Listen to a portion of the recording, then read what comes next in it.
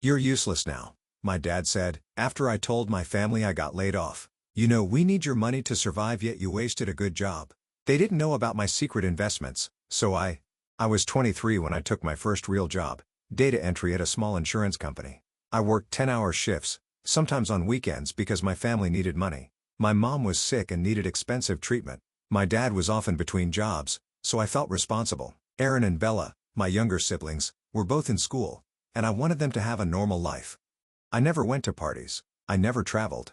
My paycheck covered rent, groceries, medicine, and my siblings' school fees. Some nights, I lay awake with worry, but I believed my efforts would be worth it. I saw it as love.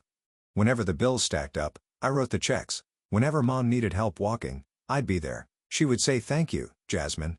But then she'd add, "Make sure to work harder. Medical bills are expensive." Dad would sigh, "We're lucky to have you."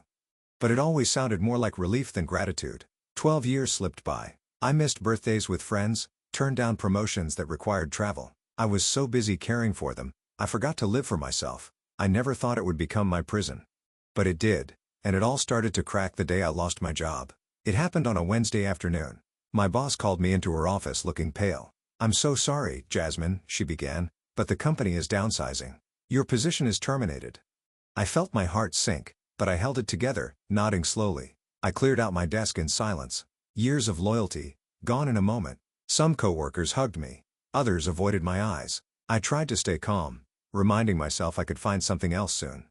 But inside, I was terrified. My family depended on me. On the long bus ride home, I kept imagining how I'd deliver the news. Would they be supportive? I pictured my mom's sad eyes, my dad's usual sigh, maybe Bella's sarcastic comment about wasting my life. "But I hope just this once," they'd say. "It's okay, Jasmine. We'll figure it out together." When I stepped into our small cluttered living room, everyone was there. I took a deep breath and said, "I was laid off." Silence. Then Aaron laughed under his breath. Bella shrugged. My parents exchanged a look of disappointment. They said nothing comforting. I felt a strange sting in my chest. Something told me this was only the beginning. "Useless," Aaron mumbled from the couch, not even trying to be subtle. My stomach twisted. Bella folded her arms. "So what now? You plan to freeload while you find another job?" Her tone stung like a slap. I tried to keep my voice steady. "I've supported this family for 12 years. I just need some time to find something new." My dad huffed. "Time? We have bills, Jasmine. You can't just sit around." Mom, who was resting in her recliner, raised an eyebrow. "Your father's right. We all rely on you. You know that." I glanced at my siblings, recalling all the times I paid for their clothes, textbooks, and phone bills. Aaron scrolled on his phone, not even looking up. Bella pretended to pick lint off her sweater, like my news was an annoyance. I forced a smile. "I'll get back on my feet soon, don't worry." But the tension in my chest grew. When I turned to leave, Aaron snickered again. "You're worthless if you can't keep a job." His words echoed in my head. I went to my room, shut the door, and sank onto my bed. For the first time, I felt angry rather than just hurt. The next morning, I offered to help around the house, cook, clean, do laundry, while I sent out resumes. I tried to be helpful and keep the peace, but Bella rolled her eyes. "Don't bother. You're clumsy in the kitchen." Aaron was sprawled on the couch again, playing a game on his phone. "She'd probably burn the eggs," he teased without glancing up. Their words sliced deeper than they probably intended. Once, I'd have brushed it off, telling myself they were just stressed. But now, I felt a hot surge of resentment. I squared my shoulders. "I'm trying to do my part. You guys act like I'm not good at anything." Bella shrugged. "It's not like you can help with the bills right now. Maybe just stay out of the way." Dad walked in, rummaging for coffee. "Let her do something," he told Bella. "God knows we need the house tidy." Then he looked at me. "But don't complain if you mess it up, and don't expect thanks, Jasmine. This is your duty." I swallowed the lump in my throat. They saw me as a servant, not a daughter or sister. My heart pounded with a mixture of shame and fury. That evening, I sat on the old armchair in the living room. Everyone was there, and I tried to broach the idea gently. "I've been working for so long. Maybe it's time I rest a bit, consider a new path, maybe even early retirement." Silence fell. Then Bella snorted. Aaron nearly choked on his soda. My dad leaned forward. "Retire from what?" he asked, genuinely baffled. "It's not like you made millions, Jasmine. You've been doing odd jobs, nothing special." My cheeks burned. "They weren't odd jobs, Dad. I was a team lead at my company. I saved them a lot of money over the years." Mom shifted in her recliner. "Please don't act like you are a hotshot. We're the ones who needed real support." and you gave just enough. Retirement is for people who actually succeed. I stared at them in disbelief. After all the sacrifices, they still saw me as this perpetual workhorse. I've been giving you my entire paycheck for years. I just want a break to breathe. My mother shrugged, turning her attention to the TV. We need your help, Jasmine, not your break. Stop daydreaming. Anger flared in my chest. I felt ready to explode. Days passed and the tension grew heavier. The job hunt was tough and I was still reeling from losing my old position. My dad pulled me aside one morning, his voice low. I spoke with a friend. He owns a cleaning agency. They're hiring. My blood froze. A cleaning agency. Dad, I have office skills. I led projects. He shrugged. We need money. You're home all day. It's either that, or you better help pay for a caregiver for your mother. Then Bella chimed in from behind me.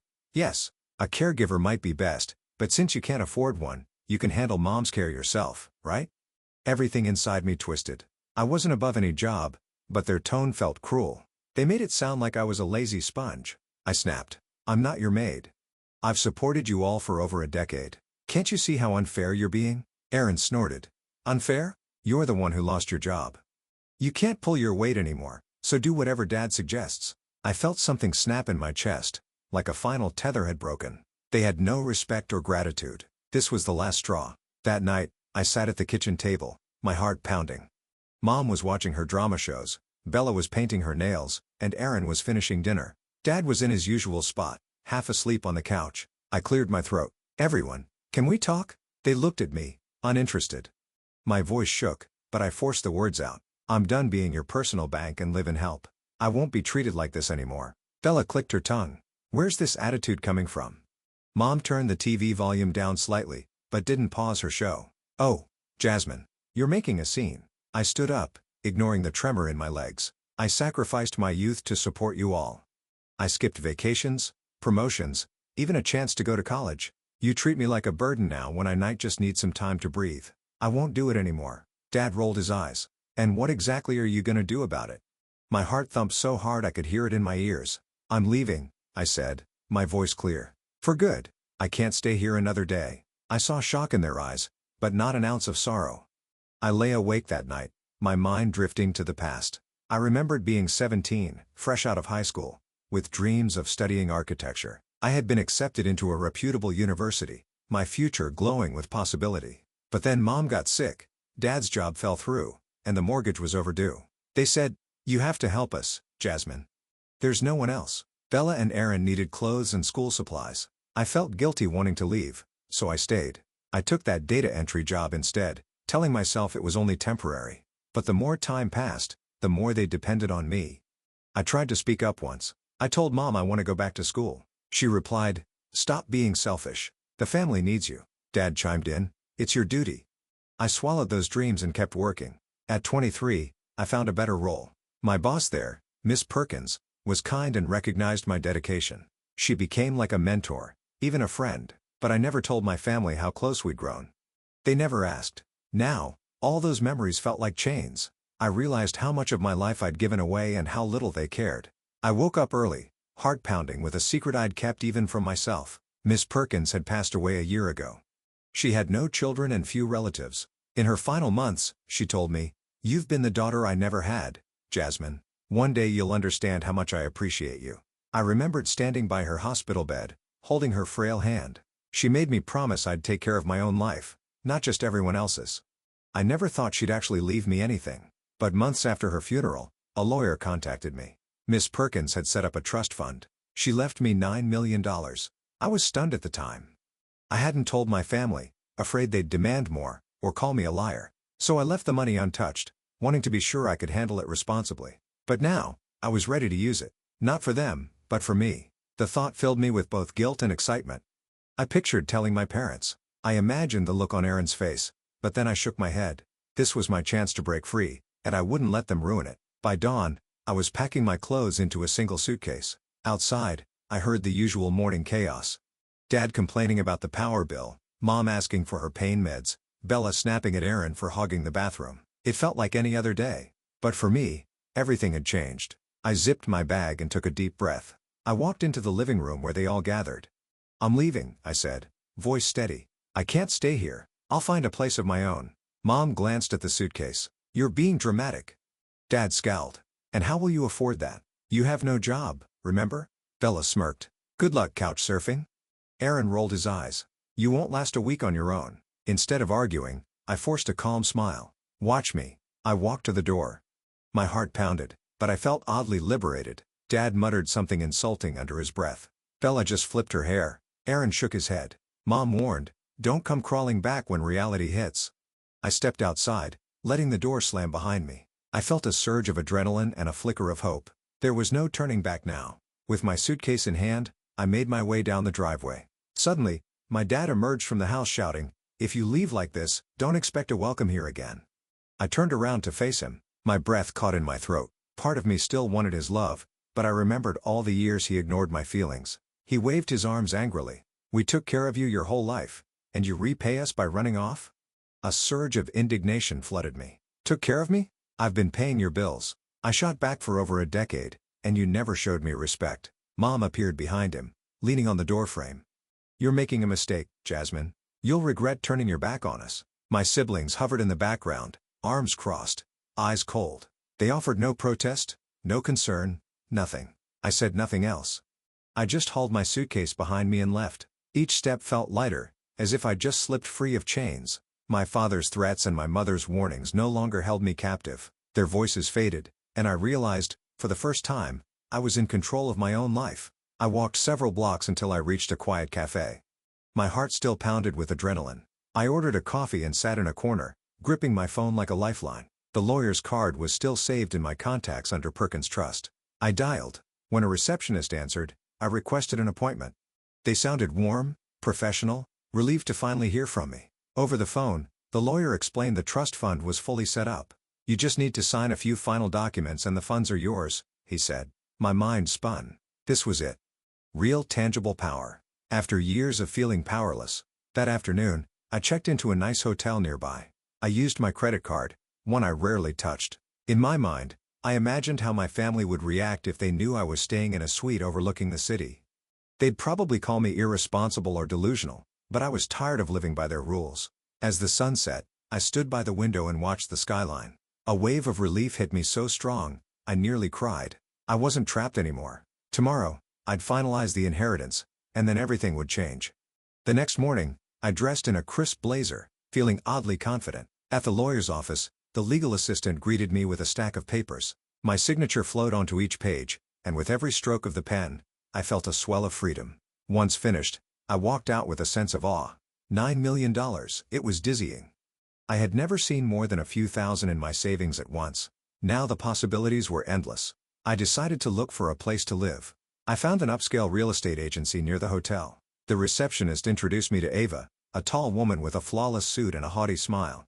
We drove to an elite property showing in her shiny black sedan. During the ride, Ava asked about my budget. I'm not sure, I said honestly. Her lips curved into a slight sneer. We arrived at a sleek new development. Ava started rattling off prices that nearly made me laugh. Just months ago, such amounts would have been impossible, but she didn't know my situation. She treated me like a broke window shopper. I clenched my teeth, determined to show her and everyone else that my life had just begun anew. We stepped into a bright, modern condo with floor-to-ceiling windows. Ava gave a practice tour. Her tone was dismissive, as if she believed I couldn't afford the place. When I asked about the final sale price, she glanced down at her clipboard. It's listed at around $2,500,000, she said, sighing. I'm sure that's out of your range. Her condescension made my blood simmer. I pulled out my phone, opened my banking app, and turned the screen toward her. A large, unmistakable balance appeared. I watched her eyes widen. Her entire expression shifted. Oh my goodness, she stammered. I didn't realize. I calmly said, I'm prepared to purchase if we can finalize quickly. She swallowed hard. Yes, absolutely. We can start paperwork right away. The sudden change in her attitude was almost comical. She offered me water, asked if I wanted to see the rooftop pool again. I declined politely, but inside I was savoring the moment. I realized how often people judge by appearances, never suspecting I could hold that kind of wealth. For the first time in my life, I felt true power, and it felt liberating. After finalizing the condo purchase, I thought about the investment potential. My mind was racing with ideas, so I asked Ava to show me a second property in the same building. She looked stunned, but quickly agreed. The second unit was just as luxurious. Maybe a bit smaller, but perfect for renting out. Ava hesitated when she told me the price as if scared to offend me. I just nodded and smiled. I'll take it. Her eyes nearly popped out of her head. Both? Are you sure? Yes. I was calm, though my heart was hammering with excitement. I had never spent money like this, but it wasn't about showing off. It was about securing my future, creating stability that no one could take away. We signed the papers that same day. I left the agency owning 2 luxury condos. The city lights reflected on the polished marble floor as Ava thanked me repeatedly, her voice full of awe. I could tell she'd be bragging about this sale for weeks. When I stepped into the elevator to return to my hotel, I stared at my reflection in the mirrored walls. I looked the same, but inside I felt like a new person. It didn't take long for word to spread. Maybe Ava bragged to Bella or maybe Aaron heard rumors.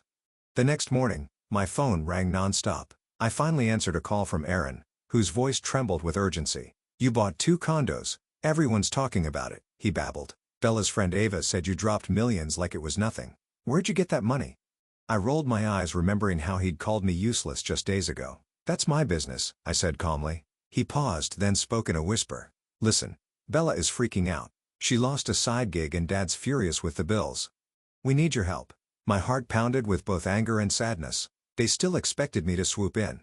Their words had changed from insults to pleas. But I wasn't the same Jasmine who crumbled under their demands. I'm sorry, Aaron, I said, voice cold. I can't help you. He started to argue, but I hung up before he could finish. I stood there in my new living room, phone in hand, breathing fast. I realized something important. I wasn't powerless anymore. They needed me, but I sure didn't need them.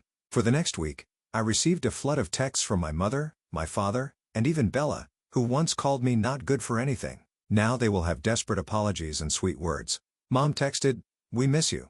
Let's talk. Dad left voicemails, Jasmine, come home. We can fix this. Bella tried a more friendly approach. You know we love you, sis. Don't let money come between us. I couldn't believe the audacity. I reread their harsh words from just days before, still fresh in my memory. Then I looked at these new messages, dripping with fake concern. They wanted access to my money, not me. One afternoon, a bouquet of flowers appeared at my door with a note signed by Aaron. It read, we're sorry. Let's start over. I tore the card in half. I was done falling for their manipulation. My phone kept ringing, but I ignored it. With each passing day, I felt stronger, more certain I'd made the right choice. I had been their crutch for too long. Late one night, I blocked all their numbers, turned off my phone, and gazed out my condo window. For the first time in years, I felt peaceful. Despite blocking them, my family found other ways to reach me. One morning, as I stepped out of my condo building, I spotted Aaron waiting by the entrance. He looked disheveled, like he hadn't slept. He rushed over, eyes red. Jasmine, please just talk to me, he begged. I stood firm, heart pounding. I have nothing to say to you. Tears welled in his eyes, though I wondered if they were genuine. I'm sorry for calling you useless. We were stressed. We need your help. Bella's in trouble. Dad can't pay the rent. Mom's health is getting worse. His words tugged at my old guilt. But I reminded myself how they laughed when I lost my job, how they never cared about my exhaustion. I'm hiring a driver, I said flatly. I won't be walking out this door alone again. Don't wait for me. He reached for my arm, but I pulled away. Jasmine, we're family. You can't shut us out. I stared at him. Family is supposed to care, Aaron. You only care now that I have money. I turned and hurried to a waiting taxi. My hands trembled the whole ride, but my resolve was like steel. I thought the drama would end if I ignored them. I was wrong. One morning, I woke to countless notifications on my social media. My name was trending. Confused, I clicked a link.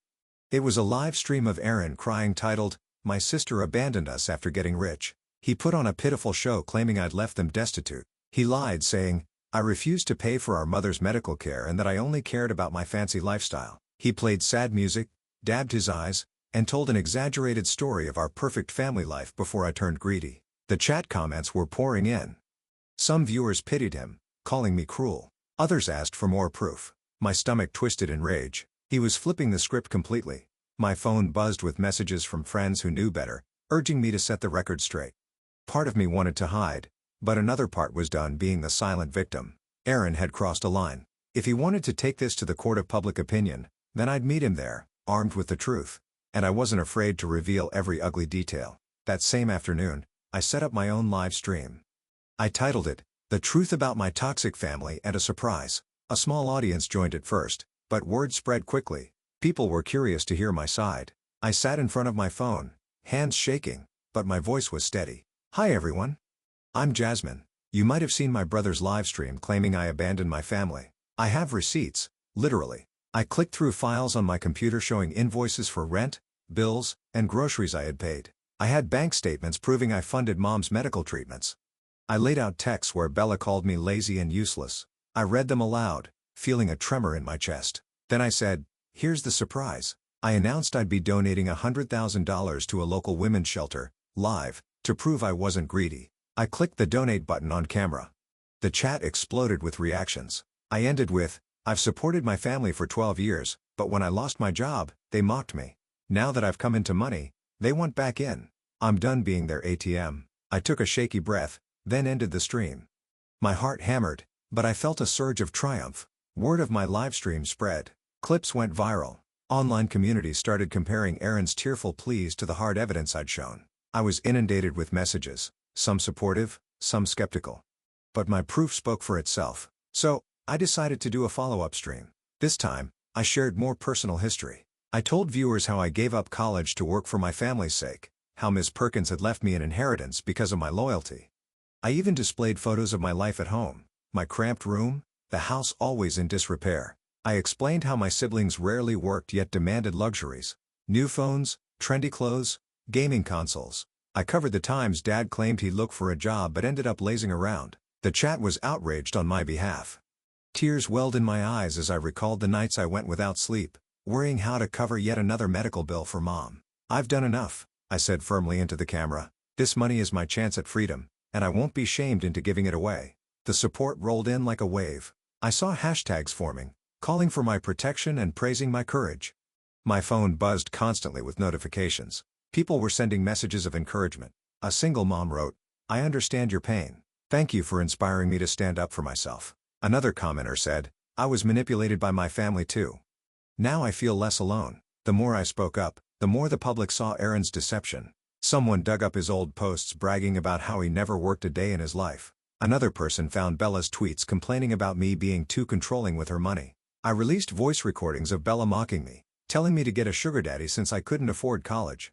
I showed short videos of Aaron complaining about having to buy his own groceries for once. People were shocked. The backlash against my family was swift. Aaron's stream got bombarded with angry comments. He tried to spin more lies, but the evidence was too strong. The internet can be ruthless, and this time, it was on my side. Seeing strangers rally behind me lit a spark in my chest. I realized there were thousands of people who identified with my story. They saw my strength, and it gave me even more resolve. Aaron's channel faced a mass report campaign. His sponsors, he had a few small brand deals, quickly dropped him. Online forums picked apart every inconsistency in his story. He tried another teary video, but viewers weren't buying it. The platform took action, and his channel was banned for misleading content and harassment. Bella tried to speak up on her own social media, but she faced a similar storm. People saw through her new sweet persona. She'd publicly slammed me before, and now those receipts were everywhere. I didn't feel glee at their downfall, just relief. They couldn't spread lies about me anymore. Still, part of me felt a pang of sorrow. We were siblings once, or at least I thought we were. But maybe it was always just me giving and them taking. Late one night, I got a call from a blocked number. I answered reluctantly. It was Aaron, sobbing and ranting that I'd ruined his life. He said, "We're your family. How could you do this?" I said quietly, "You did this to yourself." Then I hung up. For once, I didn't feel any guilt. Their power over me was gone. The avalanche of support online emboldened me further. I consulted with a lawyer about the defamation my family spread. He agreed there was a strong case, so I filed a lawsuit against Aaron for damages to my reputation. Any future job prospects he might have harmed, plus emotional distress. It felt surreal but necessary. My family had used me for years and then tried to ruin me publicly. I was done turning the other cheek. A few weeks later, I won the case. The ruling forced Aaron to pay a hefty settlement. Of course, he didn't have the cash. So, we reached a deal. I reclaimed the small house I'd once bought for my family during better times. It was in my name, but they'd treated it as theirs. They had never kept up with any legal paperwork, so the judge transferred full rights to me. It was a hollow, bittersweet victory. I remembered the excitement I felt when I first bought that house, thinking we'd finally live better. Now it was a symbol of their betrayal. Stepping inside its empty rooms one last time, I realized I felt no sadness, only relief that I was finally free. With the settlement finalized, I sold that old house for a decent profit and decided on something quieter, more peaceful. I found a lakeside property about an hour from the city. Surrounded by tall pines and calm waters, it felt like a sanctuary. Moving day was a whirlwind, but satisfying. I donated the furniture I didn't need, started fresh with only the things that brought me joy. I spent my first night on the porch, listening to crickets and gentle waves. I felt a weight lift off my chest. I looked at the stars and realized I no longer had to explain myself to anyone.